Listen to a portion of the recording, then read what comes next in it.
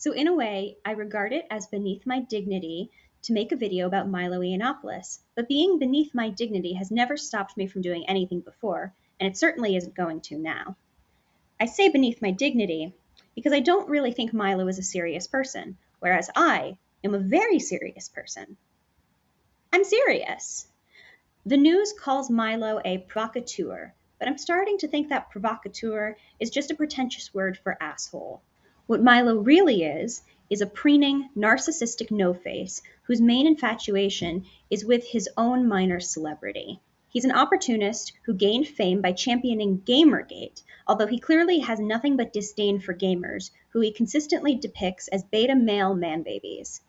He's now taking after his friend Ann Coulter in making a career out of saying false and immoral things to generate negative attention from easily offended liberals, something that any 12-year-old with a Twitter account can also do. His articles and speeches blend generic right-wing babble with exaggerated attacks on feminists, Black Lives Matter, and transgender and fat people.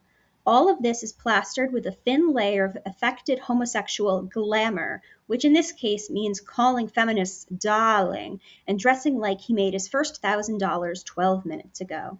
When he was banned on Twitter last week,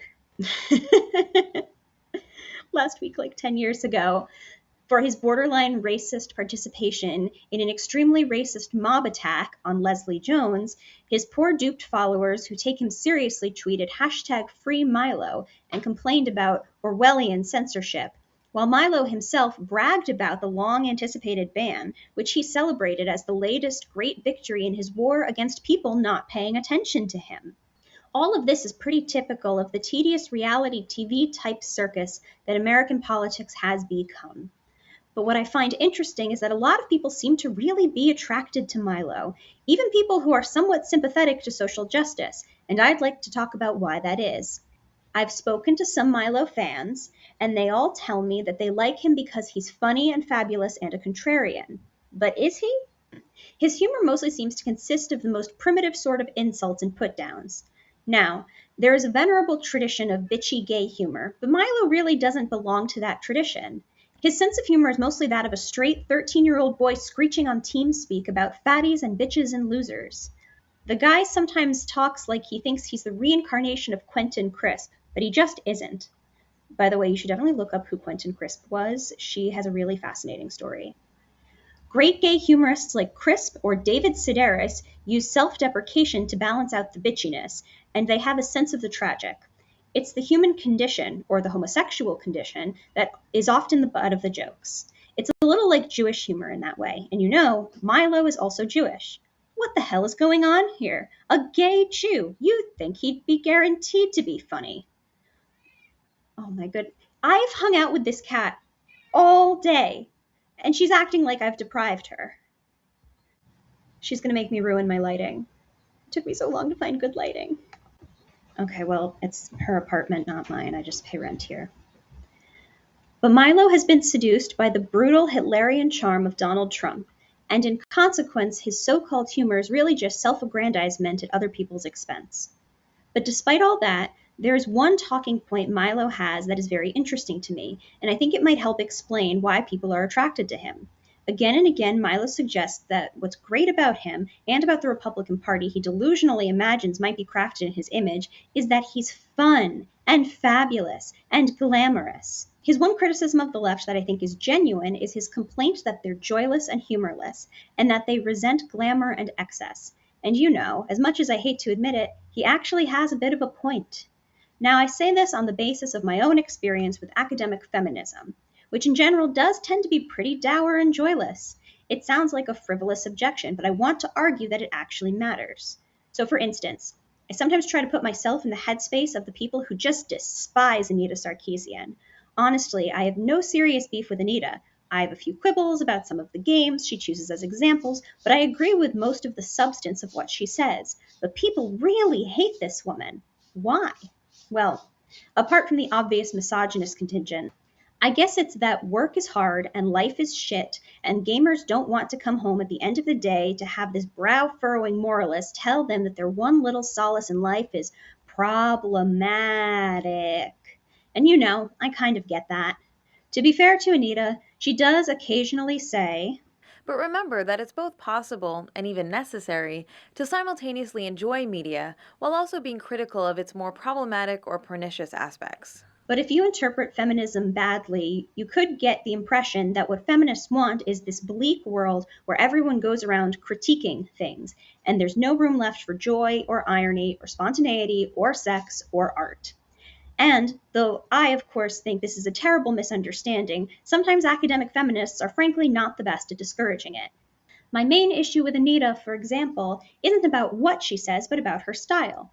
And I don't mean how she dresses, I actually think she looks cute. I mean the way she presents her ideas. You've got no style, Anita, no style. Your videos are academic and whiny and boring. You bypass valuable opportunities to make furry jokes. You mispronounce and then translate French cliches. See, I can be a bitch. You think being a bitch is funny? I'll bitch all over you. What I'm suggesting is that being on the right side of morality and politics isn't the only thing that matters in life. Now, I'm about to get very philosophical with this, so you might want to grab your fedora. Which one? Really, which one?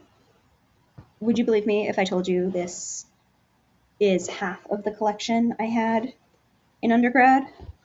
Okay, the cat gave up, I guess, so we get the good lighting back. I want to propose that there are two principles that contribute to a good life, which I'll call the moral and the aesthetic.